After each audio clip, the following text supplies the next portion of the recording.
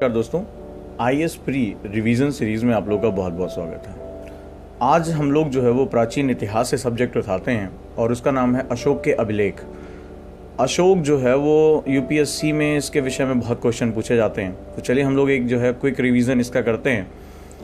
अशोक जो नाम है वो कहाँ कहाँ इस्तेमाल किया गया, यदि हम देखें तो अशोक में जो सबसे अधिक नाम उसका इस्तेमाल हुआ, अशोक की बजाय प्रियदर्शी, सबसे अधिक प्रियदर्शी नाम जो है वो इसका इस्तेमाल हुआ।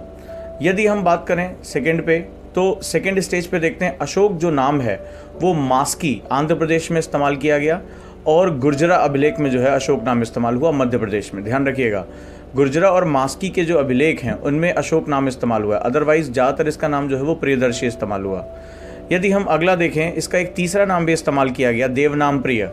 देवनाम प्रिय जो है वो निट्ठार में और उद्गोल में, ये दोनों जो है जहाँ पर ये हमारे अभिलेख पाए गए वहाँ पर निट्ठार और उद्गोल में ये जो है अशोक नाम इस्तेमाल किया गया।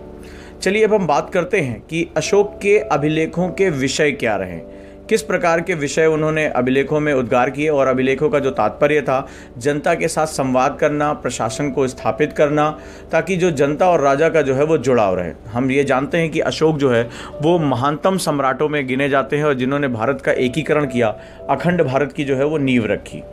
ऐसे कंडीशन में उन्होंने बहुत युद्ध भी लड़े, बहुत युद्ध जीते कई, और उसमें हमने देखा कि एक भारत का जो एक सबसे बड़ा प्रशासनिक मौर्य वंश में जो स्थापित किया गया वो इन्हीं के समय में किया गया।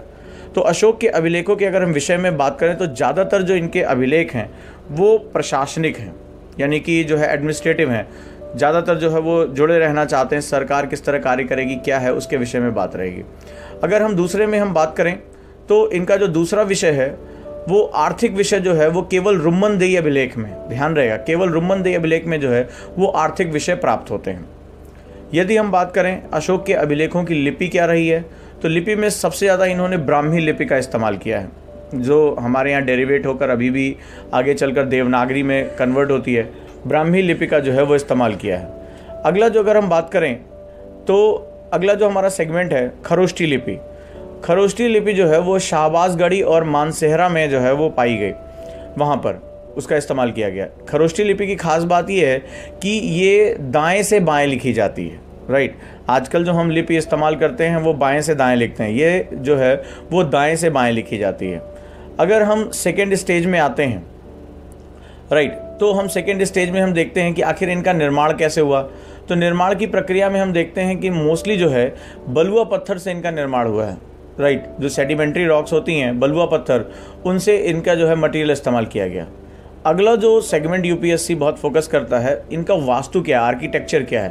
तो आर्किटेक्चर में अगर हम बात करें तो इसके आर्किटेक्चर में हम देखते हैं कि इसमें चौकोर चबूतरा, जो इसका बेस है वो चौकोर चबूतरे के रूप में है, जिसके ऊपर जो है वो एक उल्टा कमल, जो टॉप पे है उल्टा कमल रखा हुआ है। ये महत्वपूर्ण एक सेगमेंट है। अगर हम इस पे बात करें, ये गोलाकार एकल पत्थरों से बने हुए, ये खंडों को जोड़कर नहीं बना है, ये गोलाकार जो है वो जिसे कहते हैं बेलनाकार, एक तरह से वो एकल पत्थरों से मिलकर बना हुआ है। यदि इसके बात करें, इसको जनरली जो है स्थापत्य संरचना नहीं मानी जाती।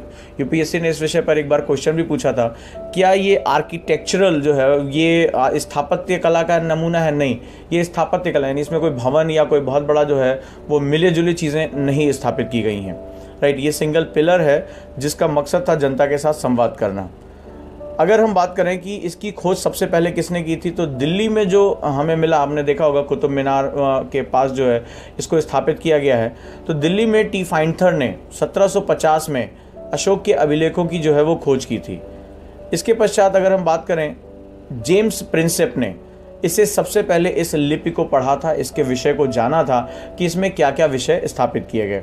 दोस्तों, ये एक क्विक रिवीजन में हमने आज अशोक को देखा कि अशोक के अभिलेख किस प्रकार कार्य करते हैं, उनके क्या महत्वपूर्ण विषय हैं। अगर आप इस तरह की और जानकारियाँ चाहते हैं तो YouTube में जो मेरा चैनल है IAS विद ओजांग सर, इसको आप जो है सब्सक्राइब करिए, लाइक करिए, कमेंट करिए, और मेरे WhatsApp नंबर 8285894079 पर मेरे साथ जुड़े रहिए।